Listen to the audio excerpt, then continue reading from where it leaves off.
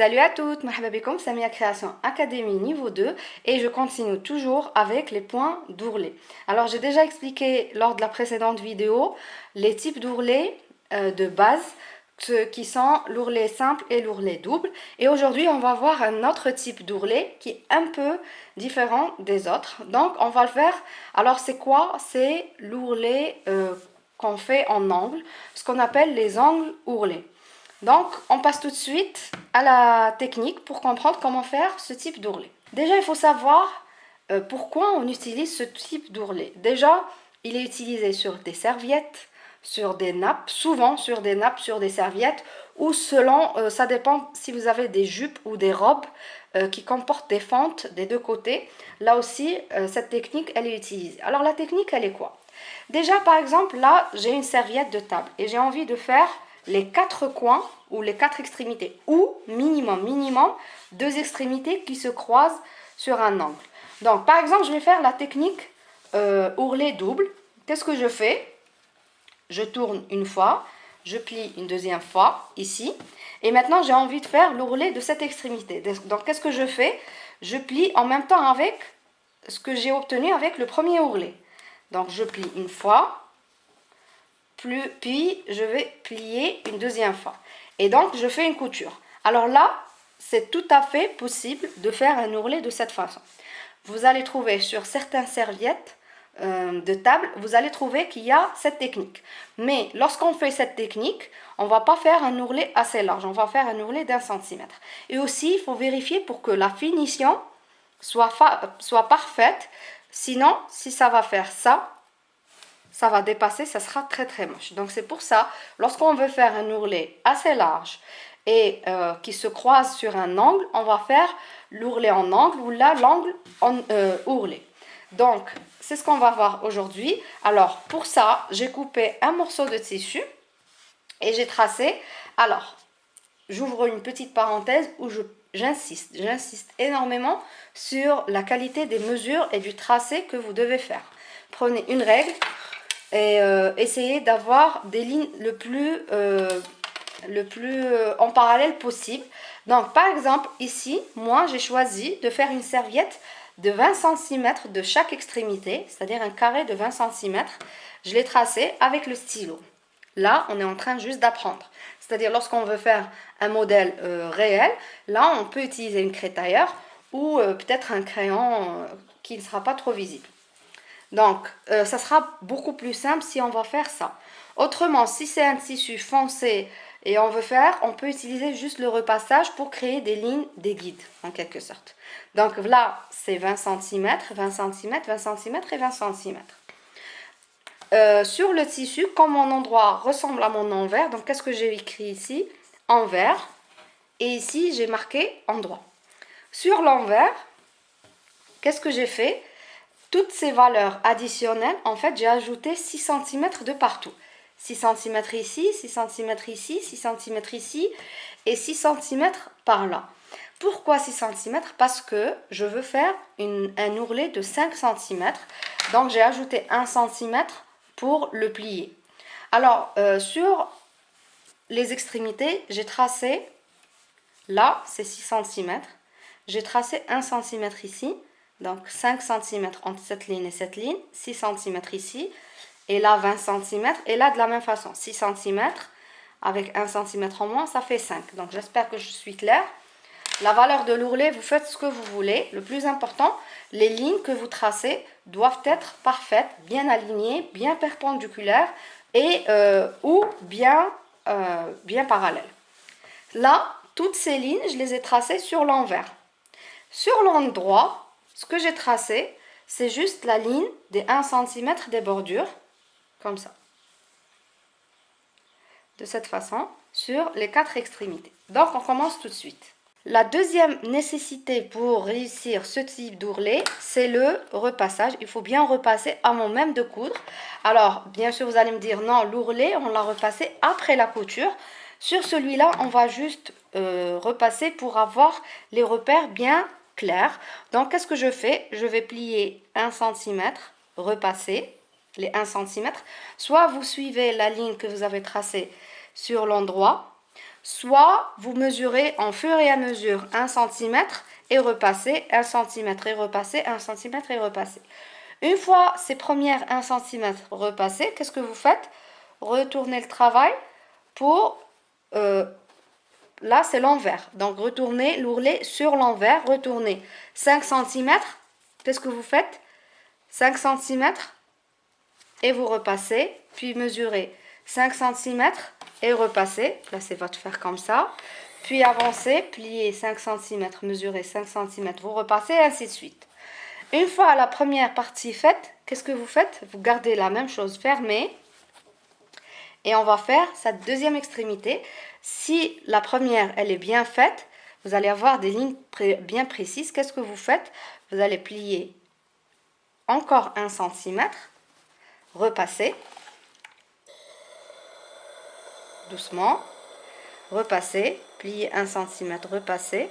C'est pour ça la ligne des 1 cm qu'on a tracée sur l'endroit, elle va nous faciliter énormément la tâche. Et qu'est-ce que vous faites? Vous pliez une deuxième fois pour avoir les 5 cm. Comment je vais avoir les 5 cm?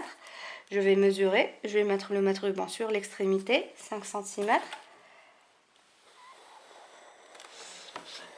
C'est parfait. Il faut que les extrémités soient bien alignées comme ça. Il faut vraiment que le travail soit parfait. Alors, 5 cm et je repasse.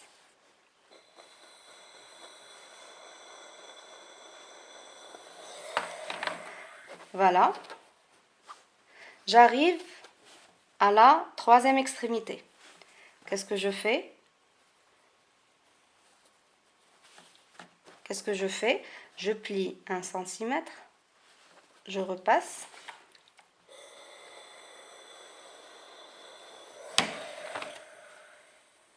Et je repasse toute la ligne. Puis, je plie encore 5 cm. Et je vais la mesurer. C'est parfait.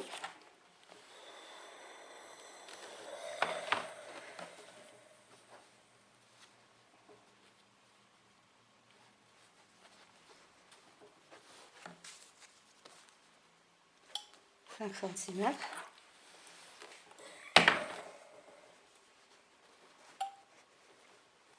J'ouvre ces lignes ici parce que je ne suis pas censée repasser ça. J'ai juste fait des essais avant. Donc 5 cm, je repasse. Là, c'est bon. Et j'arrive à la troisième extrémité. Comment je fais? Toujours la même façon. Je plie 1 cm. Ici et ici.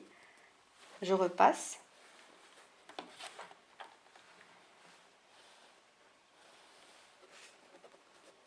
De tracer une ligne sur l'endroit de 1 cm, je vous la conseille vivement parce qu'elle facilite énormément la tâche. Je plie jusqu'à ce que je vois la ligne que j'ai tracée ici et je repasse. Et maintenant, je vais plier la dernière. Et je vais mesurer 5 cm. Non, c'est pas 5, donc je descends encore. Là, c'est 5, non. C'est toujours pas 5. Là, c'est bon. Je vais vérifier une deuxième fois. C'est parfait.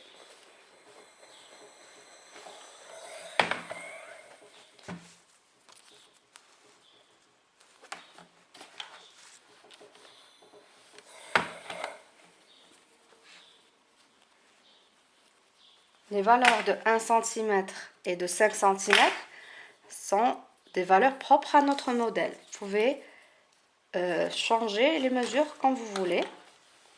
Tout dépend de la longueur de votre tissu ou la largeur de votre tissu. Là, c'est parfait. Donc là, c'est l'envers. Et ça, c'est l'endroit. Normalement, notre serviette, ça, c'est la taille de notre serviette. Mais vous allez me dire... Ça, c'est un ourlet double, simple. Donc, on va éviter ça. Mais là, on va réouvrir tout ce qu'on a repassé. Ce n'est pas du travail perdu, ne vous inquiétez pas. En fait, ces repassages-là nous seront nécessaires par la suite pour faire le point sur la machine. Donc, on passe tout de suite à la machine. Donc, maintenant que j'ouvre bien ce que j'ai repassé. Alors déjà, j'ai besoin de cet angle-là qui soit bien net. Alors, qu'est-ce que je fais? Je vais marquer avec le stylo ou la crétaillère. Je vais faire des points assez visibles. Alors, bien sûr, toutes ces astuces avec le stylo, c'est pour les débutants. C'est-à-dire, si vous allez maîtriser, vous allez faire la technique une première fois et vous allez la maîtriser, ce n'est même pas nécessaire de tracer. Vous pouvez repasser, comme je vous ai montré, juste en utilisant le mètre-ruban. Donc, normalement, ce point, il sera visible juste avec le repassage. Mais on est débutante, on veut comprendre exactement la technique, on est obligé de passer par cette étape. Maintenant que les points des angles sont bien formés, on va former l'angle. Donc pour ça, je vais plier les 1 cm, les premiers 1 cm, puis je vais plier encore les 1 cm de l'autre extrémité. Ça, c'est l'envers. Rappelez-vous, c'est l'envers. Donc qu'est-ce que je fais? Je vais ramener le travail comme ça. Ça, je vais plier le coin endroit contre endroit, de façon à avoir l'envers ici face à moi et l'envers de ce côté-là. Donc là, c'est endroit et là, c'est endroit. Donc je plie de façon à avoir l'extrémité, plutôt le point de l'angle sur la surface, sur la ligne. Et là, je plie ici. Et là, je vais ajuster les angles. Je vais bien les ajuster. Et voilà, qu'est-ce que vous allez trouver? La ligne qu'on a tracée ici, elle sera bien alignée avec la ligne tracée ici. Donc, tout est bon. Qu'est-ce que je fais? Je vais marquer avec des épingles. Je vais bien fixer le tout. J'épingle le tissu et les 1 cm qui sont pliés des deux extrémités. Si je vois que une extrémité dépasse, je refais l'opération. Il ne faut pas que j'ai des extrémités l'une qui dépasse l'autre. J'ai besoin vraiment de quelque chose de parfait, bien aligné, comme ça. Donc je continue ici. Je place l'épingle. Et j'avance petit à petit, toujours en pliant les 1 cm avec les 1 cm. Veillons à ce qu'il soit bien aligné.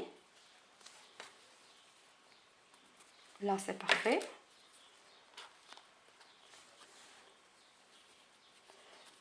Là, c'est bon. Il ne faut pas descendre jusqu'à toute l'extrémité. Mais au moins, vous allez voir, on a besoin d'une valeur un peu importante. Donc, vous avez vu, là, c'est l'angle qui est formé.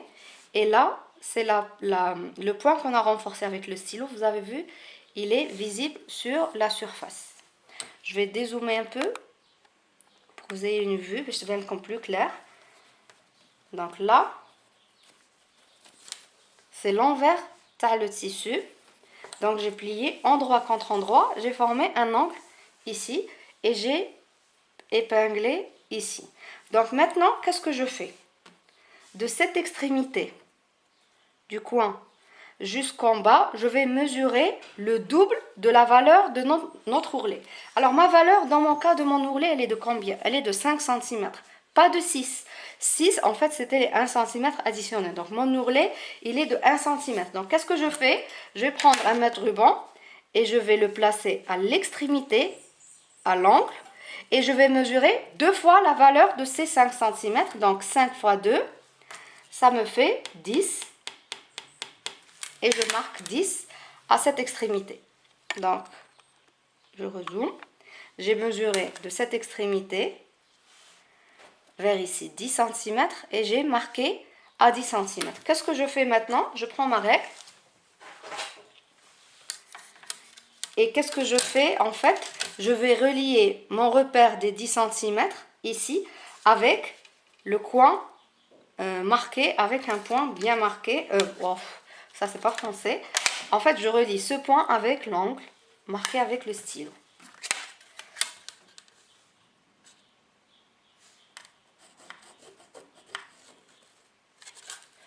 Voilà. Vous voyez, de ce point jusqu'à 10 cm. Donc 10 cm de haut jusqu'ici et je marque. Et c'est cette valeur-là qu'on va coudre. Quand je passe à la machine, qu'est-ce que je fais? Je fais une couture de ce point jusqu'à ce point avec un point d'arrêt ici et un point d'arrêt ici. Donc je place le travail sous le pied presseur. Je vais voir où est-ce que mon aiguille pique. Pile poil sur la ligne du milieu. Je vais retirer cette épingle parce que je sens qu'il va me gêner. J'avance. 2 points. Je fais marche arrière. J'annule la marche arrière et j'avance. Donc le truc c'est quoi? C'est que ces deux extrémités doivent être bien alignées. Je ne veux pas avoir une extrémité qui dépasse l'autre. Vous devez refaire, défaire et refaire. J'avance tout doucement. Il faut que les deux plis sont faits. Un pli vers ce côté et l'autre vers le bas. Lorsque je me rapproche, je retire cette épingle. Et qu'est-ce que je fais? Point d'arrêt, j'annule et je continue. Et maintenant, je coupe les excédents et je retire les épingles. Une fois cousu, voilà à quoi ressemble la couture. Donc maintenant, qu'est-ce que je fais? On va couper à 1 cm de ces bordures. Je vais mesurer 1 cm. C'est bon. Vous voyez comment je fais? J'ai placé mon mon mètre ruban 1 cm et je vais couper à cette extrémité. Vous pouvez tracer avec un stylo.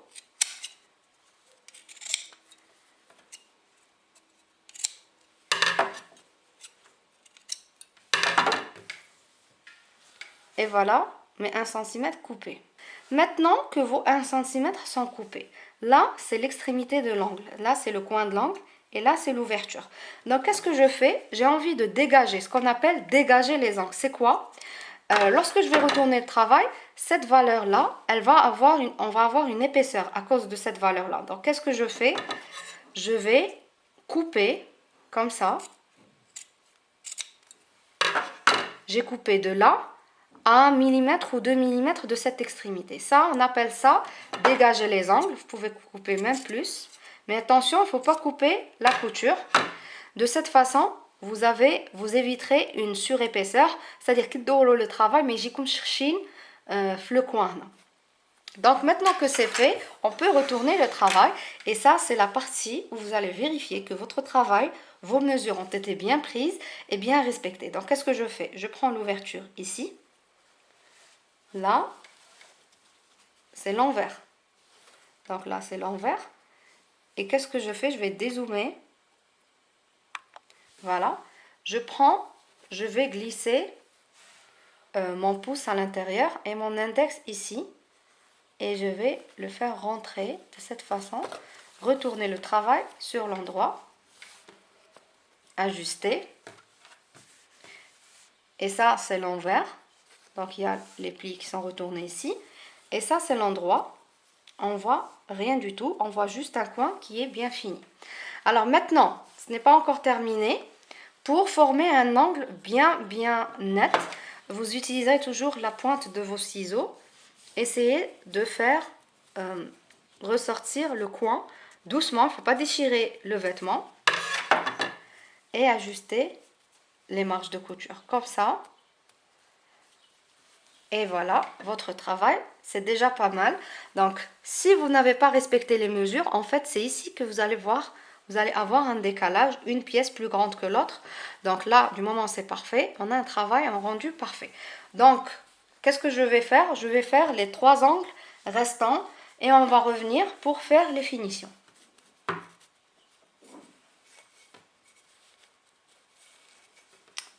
Je viens de terminer les 4 angles ou les 4 coins de ma serviette ou de mon carré et le rendu ressemble à ça, le rendu final.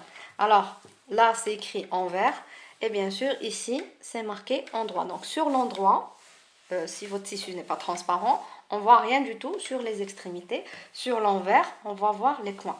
Alors je vais vous expliquer un point, je vais préciser un point. Lorsque vous avez une marge de couture comme ça, essayez de la battre ou de la ramener sur un côté. Je dois le jiha comme ça. Voilà, je peux le jiha avec mon doigt. Je vais les deux. Comme pour les coutures couchées. Donc, c'est des coutures couchées. Maintenant, si vous avez bien respecté les mesures, etc., il ne devrait pas y avoir un tissu qui est monté comme ça. Il faut que ça soit bien plat. Alors, c'est seulement les marges de couture qu'on va repasser par la suite. Et là, qu'est-ce qu'on fait? On va passer au repassage, on va bien repasser. Vous allez me dire, est-ce qu'on va laisser le vêtement comme ça? Non. Ici, on va faire un ourlet à la main. Ça, vous savez le faire, bien sûr, sinon vous ne serez pas sur ce niveau, à ce niveau-là. Donc, qu'est-ce que vous devez faire? Repasser dans un premier temps sur l'envers, puis retourner le travail sur l'endroit et repasser une deuxième fois.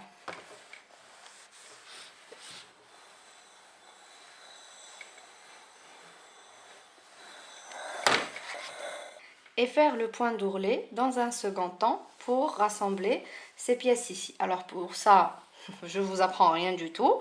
Je vais prendre un fil blanc par contre, puisqu'on ne va pas apprendre à le faire. Donc je place le nœud ici et je vais faire un point d'ourlet. Vous savez le faire à la main. Une fois mon point d'ourlet terminé, ça ressemble à ça sur l'envers et sur l'endroit, on voit rien du tout. Donc, une fois le point ourlet terminé, notre technique, elle est terminée. Donc, on a terminé. Sur l'endroit, il y a ça. Et sur l'envers, ça ressemble à ça. Donc, deux choses essentielles. Les mesures, la précision des mesures, le repassage, si vous voulez réussir cette technique. Donc, j'espère que la vidéo vous a été claire. J'attends bien sûr que vous me refassiez exactement la même chose, la même chose, avec les mêmes mesures de préférence pour que la difficulté soit la même pour toutes. Ne faites pas un ourlet trop serré. 5 cm, c'est parfait, je trouve, surtout pour des débutantes. Donc, je veux voir des angles bien nets et des mesures exactes. Je ne veux pas avoir haja aouja ou quelque chose de pas droit. Donc, je vous dis à très très bientôt avec la suite pour ce niveau. Bye!